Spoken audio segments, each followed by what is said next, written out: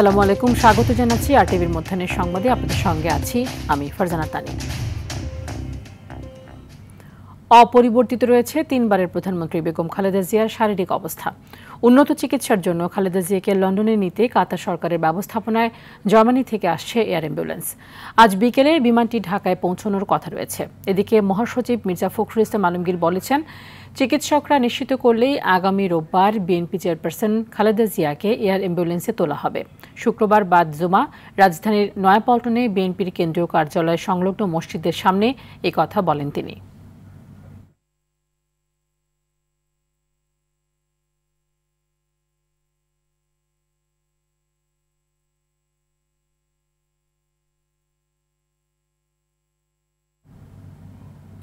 এ বিষয়ে আরো জানাতে রাজধানীর এভারকেয়ার হাসপাতাল থেকে যুক্ত হচ্ছেন সহকর্মী শামীম চৌধুরী। শামীম, এর আগের বুলেটিনে আপনি আমাদেরকে জানাচ্ছিলেন বেশ কিছু তথ্য। এখন কোনো রকম নতুন কোনো তথ্য পেয়েছেন কিনা, কিংবা বেগম জিয়ার শারীরিক অবস্থা বা লন্ডনে নেয়ার ব্যাপারে কোনো নতুন আপডেট আছে কিনা আপনার কাছে?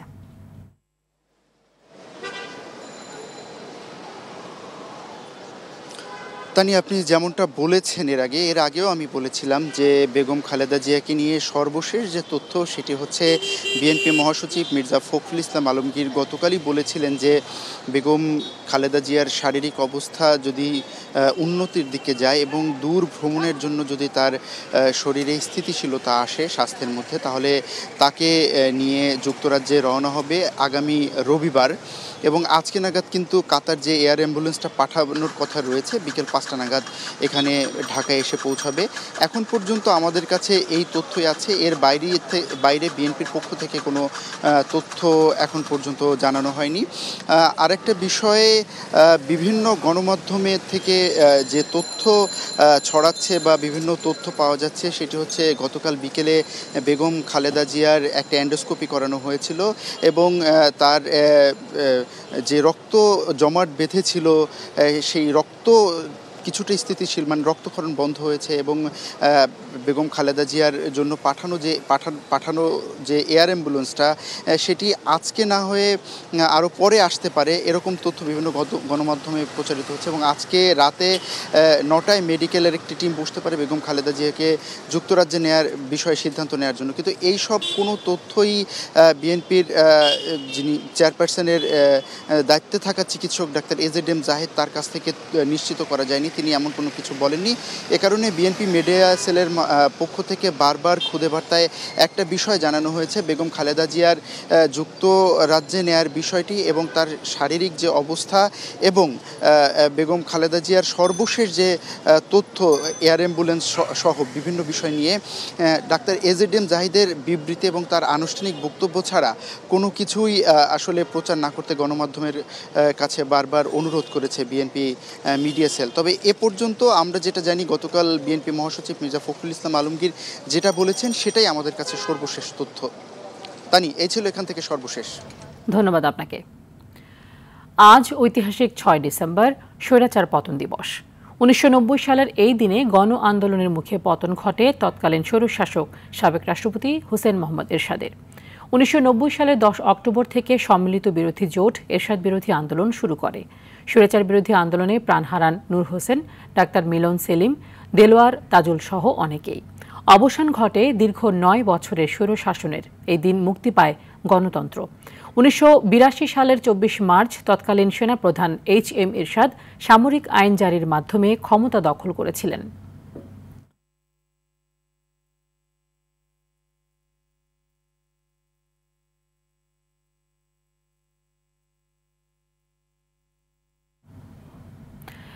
ঢাকা বিশ্ববিদ্যালয়ের 2025-26 শিক্ষাবর্ষের ব্যবসায় শিক্ষা ইউনিটের প্রথম বর্ষ স্নাতক প্রোগ্রামের ভর্তি পরীক্ষা আজ সকাল 11টা থেকে শুরু হয়ে পরীক্ষা চলবে দুপুর 12:30 পর্যন্ত। ঢাকা বিশ্ববিদ্যালয় ক্যাম্পাস ছাড়াও ঢাকার বাইরে 4টি বিভাগীয় শহরে একযোগে পরীক্ষা নেওয়া হবে। কেন্দ্রগুলো হলো চট্টগ্রাম বিশ্ববিদ্যালয়, রাজশাহী বিশ্ববিদ্যালয়, খুলনা বিশ্ববিদ্যালয় এবং রংপুরের বেগম রোকেয়া বিশ্ববিদ্যালয়। ঢাকা বিশ্ববিদ্যালয়ের উপাচার্য অধ্যাপক ডক্টর নিয়াজ আহমেদ খান পরীক্ষা শুরুর পর বিজনেস স্টাডিজ অনুষদ ভবনে পরীক্ষা কেন্দ্র পরিদর্শন করেছেন। এবার ব্যবসায়ী শিক্ষা ইউনিটের 1050টি আসনের বিপরীতে আবেদন করেছে 34,062 জন শিক্ষার্থী।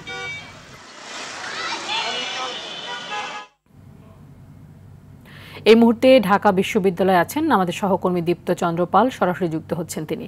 দীপ্ত, ভর্তি পরীক্ষা তো শুরু হয়েছে আর আধা ঘন্টা পরেই পরীক্ষা শেষ হবে। পরীক্ষা শুরু হওয়ার আগে নিশ্চয়ই শিক্ষার্থীদের সাথে আপনার কথা হয়েছে, কি বলছেন তারা?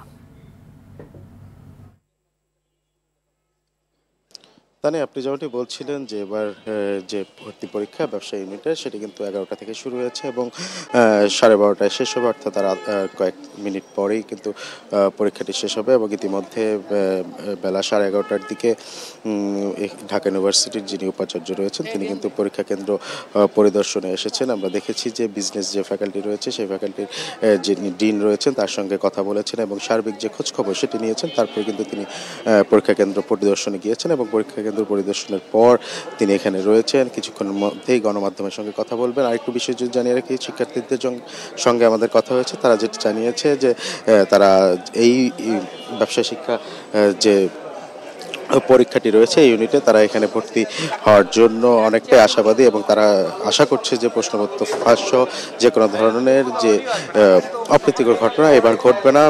ঢাকা ইউনিভার্সিটির প্রশাসন তৎপর রয়েছেন এমনটি কিন্তু শিক্ষার্থীরা জানিয়েছেন এবং তাদের যে প্রিপারেশন প্রস্তুতি অনেকটাই ভালো রয়েছে এমনটি জানিয়েছেন। এবং আমি যদি একটু বলি যে ব্যবসায় শিক্ষা যে পরীক্ষাটি হচ্ছে ভর্তি পরীক্ষা, সেই পরীক্ষায় কিন্তু সিটের সংখ্যা রয়েছে 1050টি এবং সেখানে কিন্তু 34,000 বেশি শিক্ষার্থী আবেদন করেছে। অর্থাৎ যদি বলি যে একটি সিটের বিপরীতে প্রায় 33 জনেরও বেশি শিক্ষার্থী কিন্তু আবেদন করেছে এবং তারা আজকে ভর্তি পরীক্ষা দিচ্ছেন, কিছুক্ষণ পরে শেষ হবে। ইতিমধ্যে কিন্তু এই ভার্সিটির যে বিজনেস ফ্যাকাল্টি রয়েছে এখানে উপাচার্য পরিদর্শনে এসেছেন। আমরা একটু দেখানোর চেষ্টা করি। পরিদর্শন শেষে তিনি আসলে গণমাধ্যমের সঙ্গে কথা বলবেন তিনি পরীক্ষা শেষে।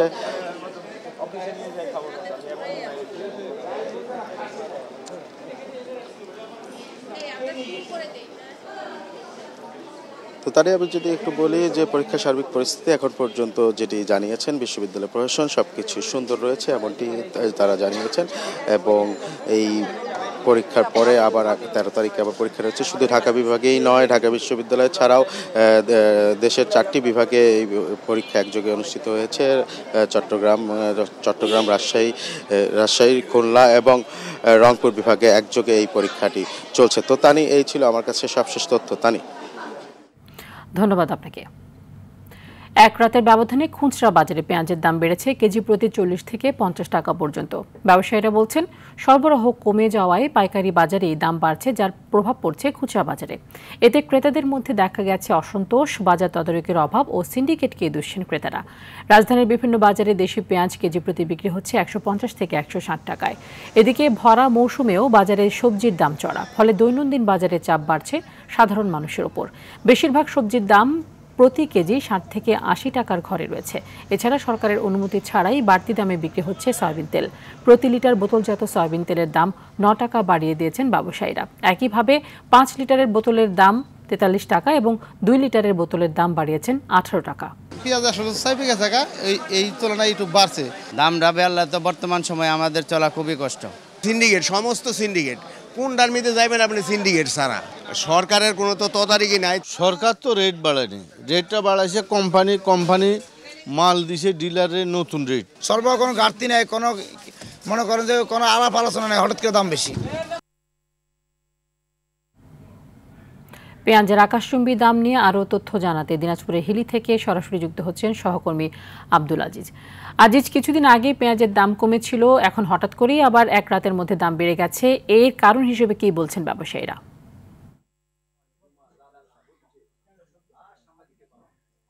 জি তানি, আপনি যেমনটি বলছিলেন, আমি এখন অবস্থান করছি হিলির কাঁচা বাজারে। আপনাকে জানিয়ে রাখি, এখানে কিছুক্ষণ আগেও পেঁয়াজ ব্যবসায়ীদের সঙ্গে কথা বলেছি। তারা যেমনটি জানিয়েছে যে আসলে মোকামে, বিশেষ করে মোকামগুলোতে কিন্তু পেঁয়াজের সরবরাহ কমে গেছে, যার জন্য কিন্তু দাম কেজি প্রতি 20 থেকে 30 টাকা বৃদ্ধি পেয়েছে, যার জন্য খুচরা বাজারে কিন্তু এই প্রভাবটা পড়তে শুরু করেছে। তবে ব্যবসায়ীরা বলছে যে আসলে ভারত থেকে পেঁয়াজ আমদানি না হওয়ার কারণে মূলত দেশের যারা কৃষক এবং মোকামের যারা রয়েছে তারা কিন্তু সিন্ডিকেট করে সেখানে কিন্তু দাম বৃদ্ধি করে দিচ্ছে। এর ফলে কিন্তু এই খুচরা বাজারে কিন্তু বেশি দামে তাদেরকে পেঁয়াজ বিক্রি করতে হচ্ছে।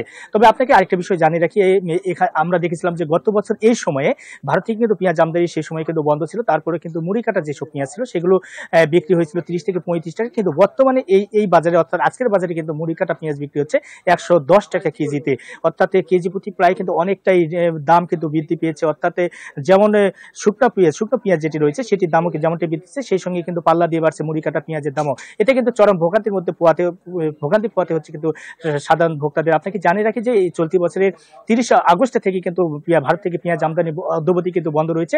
এরপরে কিন্তু দেশের বাজারে কিন্তু বিভিন্ন সময় পেঁয়াজের দামটি কিন্তু লাফিয়ে লাফিয়ে বৃদ্ধি পেতে শুরু করে। তবে আরেকটা বিষয় আপনাকে জানিয়ে রাখি, এই পেঁয়াজের বাজার কিছুটা বৃদ্ধি পেলেও কিন্তু সবজির বাজারে কিন্তু কিছুটা স্বস্তি রয়েছে। সবজি আমরা দেখেছি এই কিছুক্ষণ আগে খোঁজ নিয়ে দেখলাম যে শিম 80 টাকা কেজি, বাঁধাকপি ফুলকপি 30 টাকা কেজি এবং বেগুন কিন্তু 40 টাকা কেজি দরে বিক্রি হচ্ছে। অন্যদিকে কিন্তু কাঁচামরিচের দামটি কিন্তু অনেকটাই কমে গেছে, কাঁচামরিচ শুধুমাত্র 50 টাকা কেজি দরে বিক্রি হচ্ছে। অর্থাৎ পেঁয়াজের বাজার নিয়ে কিন্তু মোটামুটি ক্রেতাদের মধ্যে একটি ক্ষোভ সৃষ্টি হয়েছে। সরকারকে এখনই যদি পদক্ষেপ গ্রহণ করা না হয়, পদক্ষেপ যদি না নেন, সেক্ষেত্রে কিন্তু পেঁয়াজের দাম হয়তো বা আগামীতে আরো 20 থেকে 30 টাকা অর্থাৎ 150 টাকার উপর কিন্তু এই খুচরা মানে এখানে হিলিতে বাজারে কিন্তু পেঁয়াজ বিক্রি হবে, এমনটা কিন্তু বলছে এখানকার খুচরা ব্যবসায়ীরা। তো তা নিয়ে এখন পর্যন্ত পেঁয়াজের বাজার নিয়ে কোনো প্রকার স্বস্তি নেই, তবে সবজির বাজার নিয়ে কিছুটা স্বস্তি বিরাজ করছে। তো এই ছিল আমার কাছে দিনাজপুরে হিলি থেকে পেঁয়াজের বাজার নিয়ে সর্বশেষ পরিস্থিতি। তানি, ধন্যবাদ আপনাকে।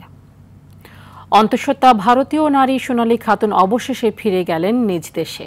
শুক্রবার রাতে চাঁপাইনবাবগঞ্জ সোনামসি স্থলবন্দর ইমিগ্রেশন দিয়ে তাকে বিএসএফ এর কাছে হস্তান্তর করে বিজিবি। ভারতীয় হাই কমিশনের অনুরোধের প্রেক্ষিতে স্বরাষ্ট্র মন্ত্রণালয়ের নির্দেশে এই হস্তান্তর প্রক্রিয়া সম্পন্ন হয়। আর সোনালী খাতুনের দেশে ফেরার মধ্য দিয়ে আবারও সামনে আসে শুধুমাত্র বাংলা ভাষী হওয়ায় জোরপূর্বক বাংলাদেশের বিভিন্ন সীমান্ত দিয়ে ভারতীয় নাগরিকদের ঠেলে পাঠানোর বিষয়টি। গত 25 জুন বিএসএফ কুড়িগ্রাম সীমান্ত দিয়ে 6 জন ভারতীয় নাগরিককে জোরপূর্বক বাংলাদেশে পাঠায়। তাদের মধ্যে 35 সপ্তাহের অন্তঃসত্ত্বা ভারতীয় নারী সোনালী খাতুনও ছিলেন।